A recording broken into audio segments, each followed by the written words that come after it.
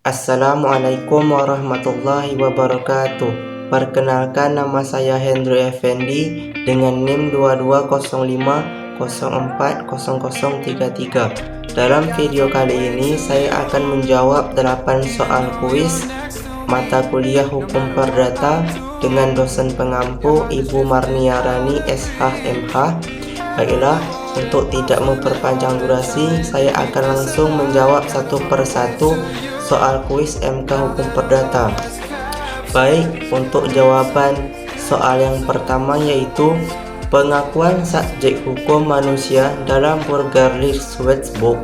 Dalam BW, pengakuan subjek hukum manusia merujuk pada pengakuan bahwa setiap individu memiliki kapasitas hukum untuk menjadi subjek hukum. Setiap orang dianggap memiliki kemampuan untuk memiliki hak dan kewajiban hukum yang diakui oleh hukum perdata. Dengan pengakuan ini, individu memiliki kemampuan untuk memiliki hak-hak pribadi seperti hak kepemilikan, hak kontrak, dan hak warisan, serta untuk bertanggung jawab atas tindakan mereka sendiri. Jawaban soal yang nomor 2, teori fikti dan teori organ terkait badan hukum sebagai subjek hukum perdata. Teori fikti atau fiksi. Menurut teori ini, badan hukum seperti perusahaan dianggap sebagai konstruksi hukum atau entitas fiksi. Dalam pandangan ini, badan hukum diberikan status subjek hukum meskipun sebenarnya tidak memiliki keberadaan fisik atau kehendak sendiri. Badan hukum dapat memiliki hak dan kewajiban hukum, melakukan tindakan hukum, dan bertanggung jawab secara hukum seperti subjek hukum manusia. Teori organ. Menurut teori ini, badan hukum dianggap sebagai entitas yang memiliki keberadaan fisik dan kehendak sendiri. Badan hukum dianggap sebagai subjek hukum karena dianggap memiliki kemampuan untuk bertindak, melakukan tindakan hukum, dan memenuhi hak dan kewajiban hukum seperti individu manusia. Jawaban soal yang nomor 3 yaitu perbedaan sistem pengaturan buku kedua dan buku ketiga BW. Buku kedua BW mengatur tentang badan hukum yang beroperasi untuk tujuan komersil seperti perseroan terbatas dan perusahaan terbatas. Buku ini mencakup aspek pembentukan perusahaan, struktur kepemilikan, pengelolaan, dan hubungan antara perusahaan dengan pemegang saham dan kreditur. Buku ketiga BW mengatur tentang hukum harta kekayaan. Buku ini berfokus pada pengaturan hak-hak kebendaan dan properti seperti kepemilikan, pengalihan, jaminan, dan perjanjian terkait harta kekayaan seperti tanah bangunan dan hak-hak kebendaan lainnya. Baik, untuk jawaban soal yang nomor 4, asas-asas hukum perkawinan dalam Undang-Undang Nomor 1 Tahun 1974 tentang perkawinan. Beberapa asas hukum perkawinan dalam Undang-Undang Nomor 1 Tahun 1974 tentang perkawinan di Indonesia antara lain: pertama, kesetaraan. Suami dan istri memiliki kedudukan yang setara dalam perkawinan. Yang kedua, kedua belah pihak saling menyumbangkan. Suami dan istri diharapkan saling memberikan sumbangan baik secara material maupun non-material dalam perkawinan. Ketiga, kebebasan dan sukarela. Perkawinan harus didasarkan pada kesepakatan bebas dan sukarela dari kedua belah pihak yang berencana untuk menikah. Ketiga, monogami. Setiap pihak hanya boleh menikah dengan satu pasangan pada satu waktu. Kesinambungan. Perkawinan diharapkan berlangsung dalam jangka waktu yang lama dan bertujuan untuk membentuk keluarga yang stabil. Terakhir, keadilan. Perkawinan harus didasarkan pada prinsip keadilan antara suami dan istri serta perlindungan terhadap hak-hak dan kepentingan anak.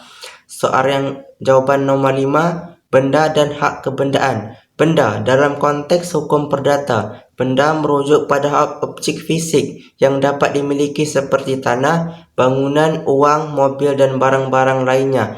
Benda memiliki sifat fisik yang dapat dilihat dan disentuh. Hak kebendaan. Hak kebendaan adalah suatu hak yang melekat pada suatu benda dan memberikan pemiliknya hak untuk menguasai, menggunakan dan memanfaatkan benda tersebut. Contoh hak kebendaan termasuk hak milik, hak pakai, hak guna usaha, dan hak tanggungan. Hak kebendaan dapat dialihkan melalui perjanjian atau tindakan hukum lainnya. Selanjutnya jawaban untuk soal yang nomor 6, sumber perikatan dalam Burgerlich Wetboek. Sumber perikatan dalam BW mencakup beberapa aspek antara lain. Yang pertama, perjanjian. Perjanjian adalah kesepakatan antara dua pihak yang saling mengikat untuk menciptakan, mengubah atau mengakhiri hubungan hukum. Perjanjian dapat dilakukan secara tertulis atau lisan. Perbuatan melawan hukum. Perikatan juga dapat timbul dari perbuatan melawan hukum yang mengakibatkan kerugian pada pihak lain. Misalnya, jika seseorang merusak properti orang lain, mereka dapat dikenai kewajiban untuk mengganti kerugian yang ditimbulkan. Undang-undang. Undang-undang atau peraturan hukum juga dapat menjadi sumber perikatan. Misalnya, undang-undang yang mengatur kontrak kerja atau kontrak asuransi. Baik, jawaban soal yang nomor 7, wujud prestasi dalam Burgerlich Wetboek dan dasar hukumnya. Dalam BW, prestasi atau nakoming mengacu pada pemenuhan atau pelaksanaan kewajiban dalam suatu perjanjian atau hubungan hukum. Dasar hukum wujud prestasi ini tercantum dalam pasal 2 BW Belanda yang menyatakan bahwa setiap pihak yang terlibat dalam perjanjian harus memenuhi kewajiban yang telah disepakati secara penuh dan tepat waktu. Baik, untuk jawaban yang terakhir yaitu nomor 8, pengertian perjanjian dalam BW dan dasar hukumnya. Perjanjian dalam BW adalah kesepakatan antara dua pihak atau lebih yang saling mengikat untuk menciptakan, mengubah, atau mengakhiri hubungan hukum. Dasar hukum pengertian perjanjian ini terdapat dalam pasal 6 BW Belanda yang mengatur bahwa perjanjian merupakan sumber kewajiban yang sah di antara para pihak yang terlibat. Perjanjian harus memenuhi persyaratan yang ditetapkan oleh hukum, seperti kesepakatan yang sah, adanya objek yang dapat menjadi subjek hukum, serta adanya pertimbangan atau ganti rugi yang wajar antara pihak-pihak yang terlibat.